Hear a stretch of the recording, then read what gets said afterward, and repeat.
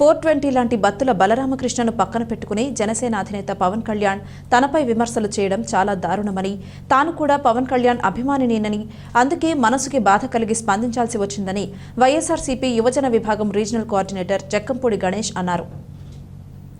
స్థానిక తాడితోటలో ఉన్న సంహిత డిగ్రీ కళాశాలలో ఆదివారం జరిగిన మీడియా సమావేశంలో ఆయన మాట్లాడుతూ, కోరుకొండ లక్ష్మీ నరసింహస్వామి గుడి దగ్గర నార్కో టెస్టుకి సైతం తాను సిద్ధంగా ఉన్నానని, దమ్ముంటే పవన్ కళ్యాణ్ తనపై చేసిన ఆరోపణలు నిరూపించాలని, క్షమాపణ చెప్పి జిల్లా వదిలిపోతా అంటూ సవాల్ చేశారు.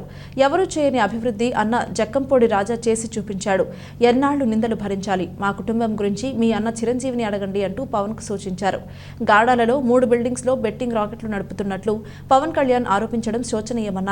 బ్లేడ్ బ్యాచ్, గంజాయి బ్యాచ్లు నడుపుతున్నట్లు పదే పదే విమర్శలు చేస్తున్నారని, చివరకు ఎవరో రాసిచ్చిన స్క్రిప్ట్ చదివేసి పవన్ కళ్యాణ్ కూడా ఇదే రకమైన విమర్శలు చేయడం దారుణమని పేర్కొన్నారు.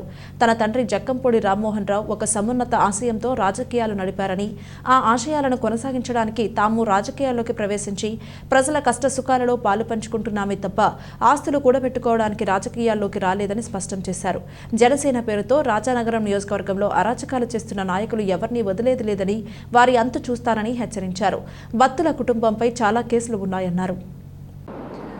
నిన్నటి రోజున మా కోరుకొండ వచ్చి వారాహి యాత్రలో భాగంగా జనసేన అధ్యక్షులు పవన్ కళ్యాణ్ గారు, బీజేపీ నాయకులు, తెలుగుదేశం పార్టీ నాయకులు మాట్లాడినటువంటి అనుచిత వ్యాఖ్యల మీద స్పందించడం కోసం ఈ రోజున ప్రెస్ మీట్ని ఏర్పాటు చేయడం జరిగింది.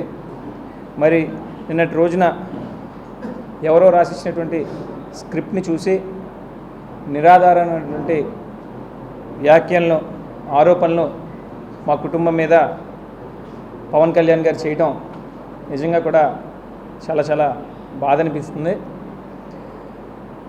పవన్ కళ్యాణ్ గారికి మా కుటుంబం మీద పూర్తిగా అవగాహన లేకపోతే చిరంజీవి గారిని అడిగితే మా కుటుంబం కోసం చెప్తారు. మా కుటుంబం ఎంత కమిటెడ్గా ప్రజల్లో ఉంటుందో, నాన్న కోసం, నాన్న లెగసీని కంటిన్యూ చేయడం కోసం మేము పరితపించేటటువంటి విధానం ఆయనకు బాగా తెలుసు. ఇంకా చెప్పాలంటే ఈ జిల్లా అధ్యక్షులు జనసేన అధ్యక్షులు అడిగినా చెప్తారు, లేదా జనసేనలో ఈ రోజున కీలకంగా పాత్ర వహిస్తున్నటువంటి జిల్లా నాయకులు ఎవరినైనా సరే మా కుటుంబం విధి విధానాలు ఏంటి అనేది, రాజకీయంలో విలువలతో ఏ విధంగా ఉంటామనేటటువంటి విషయాన్ని చెప్తారని చెప్పి ఈ సందర్భంగా తెలియజేసుకుంటూ, మరి అంతేకాకుండా విలువల కోసం మాట్లాడే ముందు ఆయన ఒక 420 గాడిని పక్కన పెట్టుకుని ఉద్యోగాల పేరుతో ఎంతోమందిని మోసం చేసి జైళ్ళకు వెళ్ళినటువంటి భార్యాభర్తల కోసం ఆయన గొప్పగా మాట్లాడటం నిజంగా కూడా హాస్యాస్పదం. ఇదే బత్తుల బలరామకృష్ణ ఏవైతే నీతులు చెప్తా ఉన్నాడో, జపాన్లోని, ఆస్ట్రేలియాలోని ఉద్యోగాలు ఇప్పిస్తానని చెప్పి 2008లో మోసం చేసి సెంట్రల్ జైలు కూడా చేసినటువంటి వ్యక్తి. ఇందులో ప్రప్రథముడు A1 బత్తుల బలరామకృష్ణ అయితే A2 ఆయన సతీమణి బత్తుల వెంకటలక్ష్మి గారు. ఇది నేను చెప్తున్న మాట కాదన్నా, ఆనాడు రిజిస్టర్ అయినటువంటి FIR కాపీ. ఇది మీ మీడియా మిత్రులందరికీ కూడా ఇద్దామని చెప్పి జిరాక్స్లు కూడా తీయించడం జరిగింది.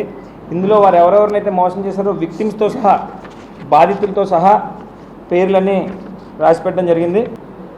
అదేవిధంగా బ్లేడ్ బ్యాచ్, గంజాయి బ్యాచ్ అంటూ ఉన్నారు. ఇదైతే నిజంగా చాలా చాలా బాధగా ఉంటుంది నాకు. ఎప్పుడూ ఇవే మాటలతో నన్ను దూషిస్తూ ఉన్నారు. నేను అడుగుతూ ఉన్నాను, ఇంతమంది మీడియా పెద్దలందరూ ఇక్కడ ఉన్నారు. రాజానగరం పోలీస్ స్టేషన్లో కానివ్వండి,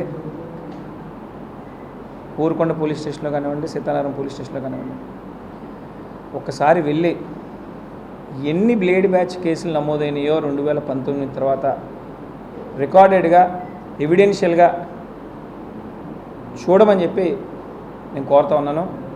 మీ దగ్గర ఎటువంటి ఆధారాలు లేకుండా, ఎటువంటి సాక్ష్యాలు లేకుండా నా మీద ఇన్నిసార్లు అంటా ఉంటే నిజంగా కూడా చాలా చాలా బాధగా ఉంది.